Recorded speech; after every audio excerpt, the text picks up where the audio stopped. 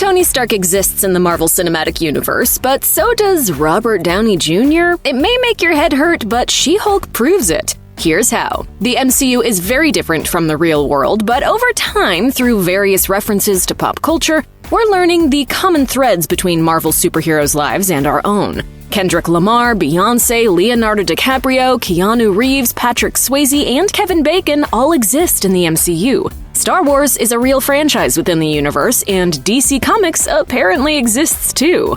Like Alfred in Batman. Jack, that's Superman! Jack, that's Superman! Jack, it's really funny, Jack. No, that is no, definitely not he Superman. is. Some of the actors who star in MCU movies are also apparently real people within the universe. For instance, Tony Stark calls Thor Lebowski in Avengers Endgame, which means the actor Jeff Bridges, who played Obadiah Stane in Iron Man, exists in the MCU. Or at least maybe he does. More on this in a bit. Episode 2 of She-Hulk Attorney at Law confirms that yet another MCU actor also lives within its fiction. Tony Stark and Robert Downey Jr. both apparently exist in the MCU, thanks to one of his projects playing on a TV in the background. The second episode of She-Hulk sees Jennifer Walters struggle with getting a job after being let go from her law firm because of her new powers. She's turned down at interview after interview, so before she's approached by the ever-so-dry Holden Holloway to join his firm, Jen sits quietly at the bar and drinks her sorrows away while Ally McBeal plays on the TV just above her. Fans of the late 90s law comedy watched the titular character, played by Callista Flockhart, go through several tumultuous relationships. One of those was with Larry Paul, a fellow lawyer portrayed by Robert Downey Jr. in the 4th season.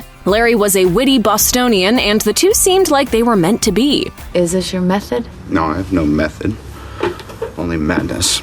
But Larry had a child from a former marriage who stayed in Massachusetts while he was in Detroit. Eventually, Larry went back to Boston, though he and Ally kept their long-distance relationship going. Writers were planning for the two characters to wed, but the Washington Post reported Downey was fired from the series over drug-related charges. While we don't see Downey on the screen in She-Hulk, it's clearly Ally McBeal that's playing. She-Hulk is strikingly similar to the 90s legal drama, and its inclusion in episode 2 was strategic. Writer Jessica Gao revealed to Variety, "We never really talked about Ally McBeal or referenced her because I would say most of our writers' room was a little bit on the young side to have really known that show during its heyday. But yes, people can't help but make the comparison to Ally McBeal. So Ally McBeal playing in the bar was a choice made during post-production. If Ally McBeal and Robert Downey Jr. exist in the MCU, that means every other member of the cast does as well, including Bobby Cannavale, who appeared in 5 episodes of Ally McBeal and also plays the husband of Scott Lang's ex in the Ant-Man films. 2 members of the X-Men films cast also appeared in the series. Famke Janssen, who was Jean Grey in the X-Men movies, played Larry's ex-wife, and James Marsden, who was the X-Men's Cyclops, played Glenn Foy on the series. There is, of course, a logical explanation to how this all could be accurate and not feature Robert Downey Jr. and the rest of the Marvel actors in Ally McBeal.